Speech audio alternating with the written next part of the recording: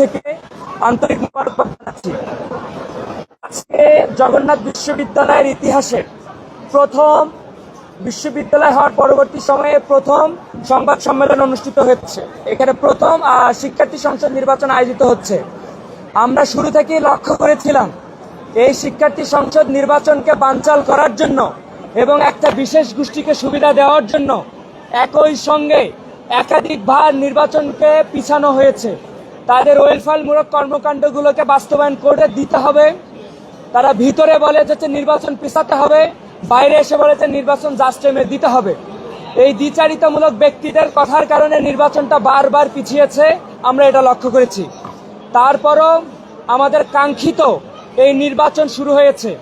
আমরা শুরু থেকে দেখেছিলাম নির্বাচন কমিশনার এবং বিশ্ববিদ্যালয় প্রশাসন সহ বাংলাদেশের প্রশাসন তারা যথেষ্ট আন্তরিকতার পরিচয় দেখিয়েছে, কিন্তু এই আন্তরিকতার ভিতরে তাদের গাফিলতি এবং অবহেলাটা একেবারেই চক্ষুশূলে পরিণত হয়েছে, আমরা সেটা দেখতে পাচ্ছি।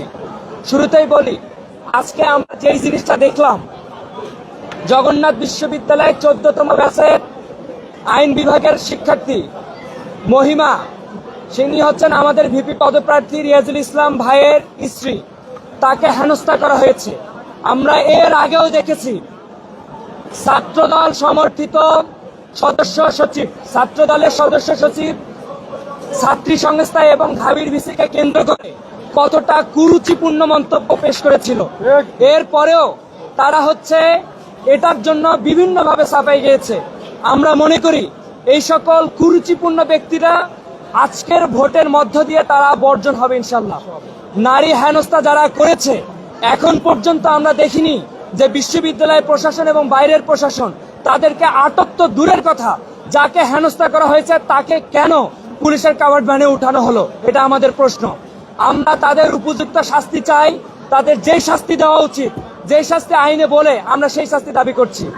নির্বাচন যখন শুরু হয়, শুরু থেকে আমরা যে জিনিসটা লক্ষ্য করেছিলাম, আমাদের 14তম ব্যাচের শিক্ষার্থীকে বাইরের বহিরাগত তাকে জামাতের নেত্রী বলে ট্যাগিং ফ্রেমিং করে তাকে হেনস্থা করা হয়েছে। অথচ এই ক্যাম্পাসে 8 ব্যাচের স্টুডেন্ট বিশেষ বিবেচনায় শিক্ষার্থী ভেবে তারা এখানে ভোট ক্যাম্পেইন করতেছে। এই দ্বিচারিতারা কেন বিশ্ববিদ্যালয় প্রশাসনের কাছে আমাদের এটা এক প্রকার কোশ্চেন। আমরা আর অভিযোগ দিতে চাই না, সর্বশেষ একটাই কথা, দেখেন আজকে যতগুলো বুথ হয়েছে, কম বেশি প্রত্যেকটা বুথে কমন প্রবলেমটা ফেস করতে হয়েছে। শুরুতে কারো কোনো ধরনের চিরকুট হোক, ব্যালট হোক, ভাঁজ করা ব্যালট হোক, যেটাই হোক না কেন ঢুকতে দেয় নাই, কিন্তু একটা বিশেষ দলের বই আকারে ছাপানো ব্যালট পেপারকে তারা ঢুকতে দিয়েছে। তারা এক সাইডে আইডি কার্ড লিখেছে এবং অপর সাইডে তারা তাদের প্রার্থীদের প্যানেলে সবার ব্যালট নাম্বারগুলো দিয়েছে। আমরা দেখেছি পোলিং এজেন্টে থাকা অবস্থায় তারা এইটা ইনশিওর করতেছে যে তারা এটা বারবার বিলি করতেছে। আমরা এটা বারবার অভিযোগ করছি, নির্বাচন কমিশনার নিষেধ করছে, কিন্তু প্রিজাইডিং অফিসার পর্যন্ত এই কোশ্চেনটা যে তাদের কান পর্যন্ত পৌঁছায় নাই। আমরা আরো দেখেছি এক নারী বোন, এক না প্রায় একাধিক নারী বোন এসে বলছে অমুক দলের পোলিং এজেন্ট সে আমার সামনে এসে আমি কোথায় ভোট দিয়েছি এটা অবজার্ভ করেছে। তিনি ভয় ভীতি শিকার হচ্ছেন। আমরা দেখেছি নারীদের প্রতি কেন তাদের এত ক্ষোভ, নারীদের প্রতি আস্থার জায়গাটা কোথায়, আমরা বারবার এটা খেয়াল করেছিলাম। আজকে তাদের এটার এই ফলাফলটা আমরা দেখছি। আমরা আরো কয়েকটা ডিপার্টমেন্টের স্পেসিফিক ভাবে নাম বলছি। ইকোনমিক্স ডিপার্টমেন্টে একেবারেই সেন্টারের ভিতরে ছাত্রদল সমর্থিত সেই প্যাডটা দিয়ে তারা ক্যাম্পেইন চালাচ্ছে, অথচ ওই সেন্টারের ভিতরে অন্য কোনো প্যানেলের প্রার্থীরা ঢুকতেই পারতেছে না। এটা কেন, কোন ধরনের দ্বিচারিতা, এটা আমাদের প্রশ্ন। একই কথা আমাদের পলিটিক্যাল সায়েন্সের ক্ষেত্রে ঘটছে। পোলিং এজেন্টরা কেন তারা ভিতরে থাকা অবস্থায় আবার বাইরে এসে ক্যাম্পেইন করে আবার ভিতরে ঢুকতেছে। এই ধরনের সমস্যাগুলো আমরা বারবার ফেস করতেছি। তো আজকের ওভারঅল অবজারভেশন, আমরা নির্বাচন কমিশনার সহ বিশ্ববিদ্যালয়ের প্রশাসনের সহযোগী হিসেবে থাকতে চাই, কিন্তু তাদের যদি এইরকম দ্বৈতমূলক আচরণ থাকে, দ্বিচারিতা থাকে, তাহলে শিক্ষার্থীরা এবং প্রার্থীরা তাদেরকে সমূলে সেটাকে প্রতিরোধ করবে বলে আমরা আশা রাখি ইনশাল্লাহ।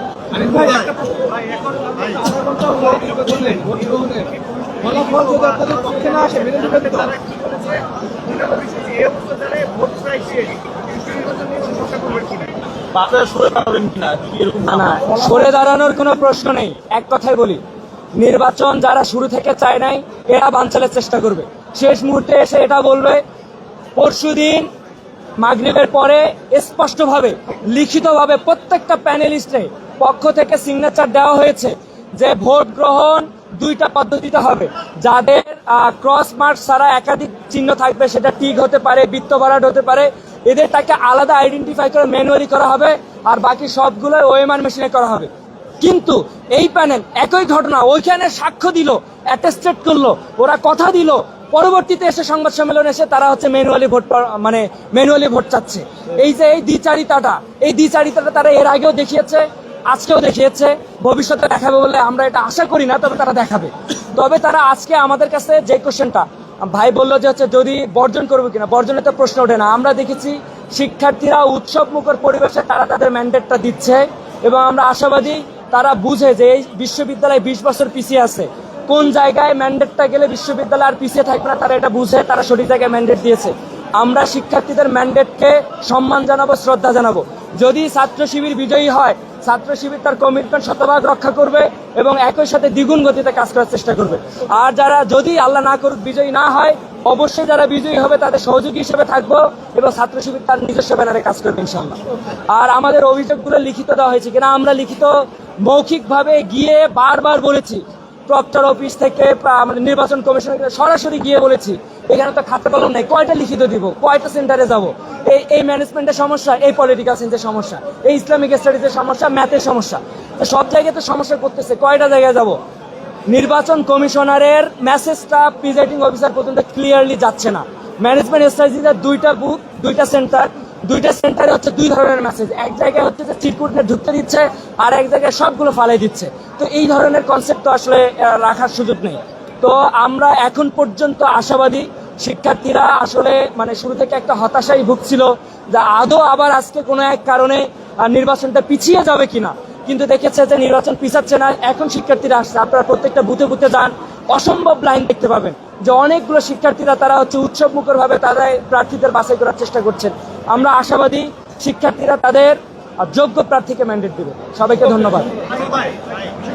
আপনাদের মোটামুটি দুইটা অভিযোগ, আইন বিভাগের শিক্ষার্থীদেরকে সংখ্যা প্রকাশ করবেন কিনা, এখন সব মিলে প্রায় 30-40 মিনিট আছে, এই বাকি সময়টা এখন পর্যন্ত যে অভিযোগটা এসেছে সেটা হচ্ছে ভোট ক্যাম্পেইনের যে আচরণবিধি সেটা লঙ্ঘন হচ্ছে। কোনো প্রার্থী গিয়ে কাউকে ভোট দিচ্ছে না বা হচ্ছে তাকে ডিরেক্টলি বাধা দিচ্ছে, এই ধরনের অভিযোগ এখন পর্যন্ত আসে নাই। ভোট বর্জন করার মতো এটা হচ্ছে কোনো প্যানেল কোনো ব্যক্তি যদি করে এটা তার নিজস্ব ইচ্ছা, তবে ছাত্র শিবিরের পক্ষ থেকে ভোট বর্জনের কোনো সুযোগ নেই। এখন পর্যন্ত আমরা জানি যে 30 মিনিট পর হয়তো বা মেইন গেট বন্ধ করে দিবে, যারা লাইনে দাঁড়িয়ে আছে তাদের ভোটটা নিশ্চিত করতে হবে, কারণ এখানে 21টা ভোট দিতে আমাদের বুথের পর্যাপ্ত সংখ্যা নাই, মোটামুটি ভালো সময় লাগতেছে। তো আমরা চাইবো যে নির্বাচন কমিশনের কাছে যারা লাইনে বুথে দাঁড়িয়ে আছে, যতক্ষণ না তারা ভোট দিচ্ছে ততক্ষণ আপনারা ভোট প্রদান বা ভোট দানটা বন্ধ না রাখেন। এতটুকু।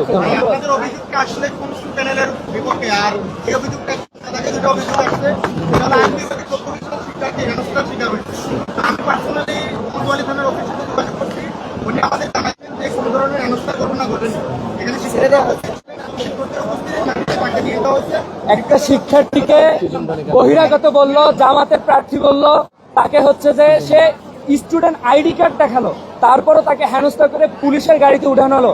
এর থেকে নির্লজ্জতা আমার কাছে মনে হয় না। বিশ্ববিদ্যালয়ের শিক্ষার্থী হিসাবে তার শিক্ষার মান এবং তার আইডি কার্ডের সঙ্গে হচ্ছে এটা অবমাননা করা হয়েছে। তার যোগ্য প্রাপ্য মর্যাদাটা দেওয়া উচিত। যারা কাজ করছে তাদের শাস্তি দাবি করছে। ধন্যবাদ।